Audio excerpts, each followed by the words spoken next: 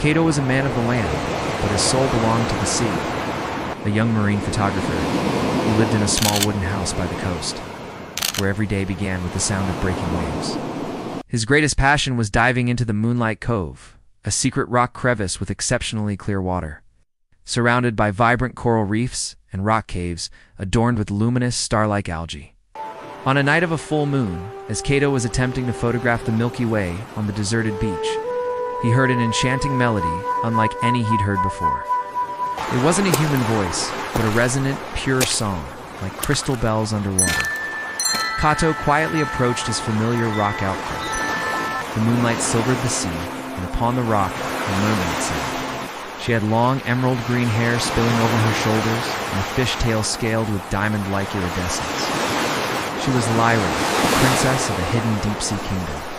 Kato stood frozen, but her ethereal beauty didn't frighten him. It created an intense, undeniable pull.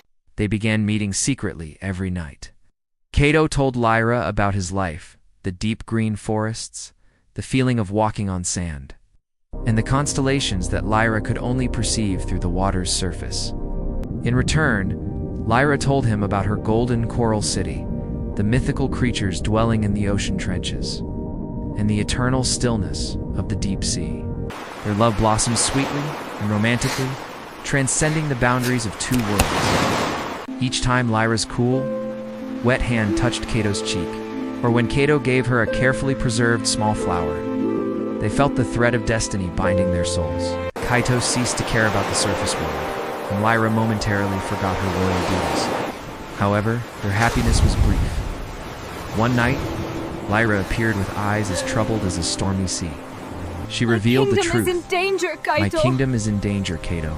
I must return. She spoke of Orion, her uncle, a powerful general, who was gathering a vicious army of merman soldiers to overthrow the Sea King's throne. Her father, he intended to seize the Heartblood Relic, the energy source protecting the kingdom's survival for nefarious purposes.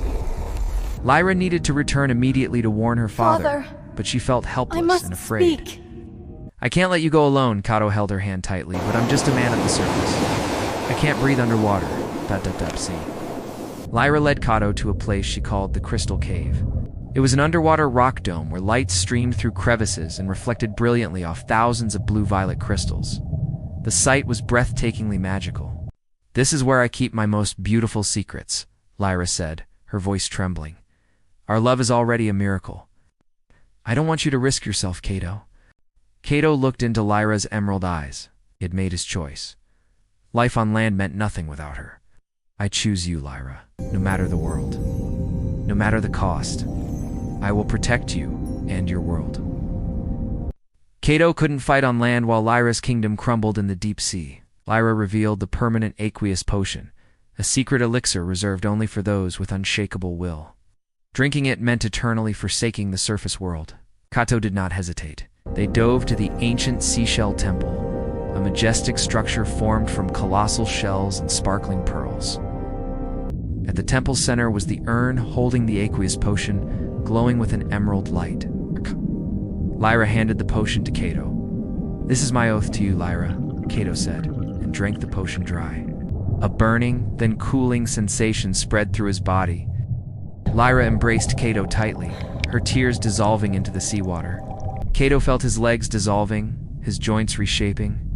They merged, and in a single moment, Kato possessed a deep blue fishtail, reflecting the color of the abyss.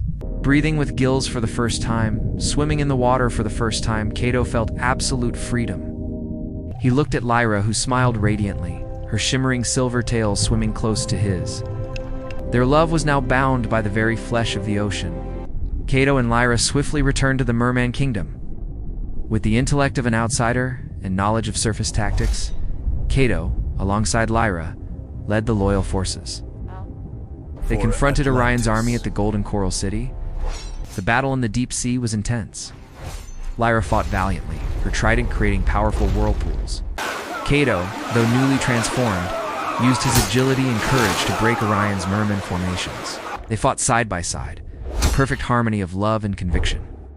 Finally, with a powerful coordinated attack, they defeated Orion and his followers, securing the throne and the Heartblood Relic. Victory was celebrated.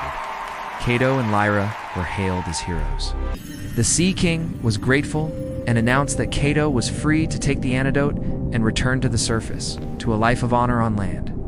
Lyra was heartbroken. She looked at Kato, knowing it was his choice and she would accept it. Kato held Lyra close, both suspended in the deep blue waters of the palace. Kato gazed up at the water's surface, where sunlight created shimmering rainbows. That was his world, the world of his memories. Then he turned back to Lyra, looking into her eyes filled with love and the fear of loss. "My life, Lyra," Kaito said, his voice resonating warmly underwater, "is not on the sand or in the forest. My life is where you are. I have taken the oath of the sea. I will never go back." Lyra was overcome with joy. Kato chose to remain a merman for life, became the prince of the deep, Lyra's lifelong consort. Their love story became a legend. Kato and Lyra swam together, exploring shimmering kelp forests and uncharted ocean trenches.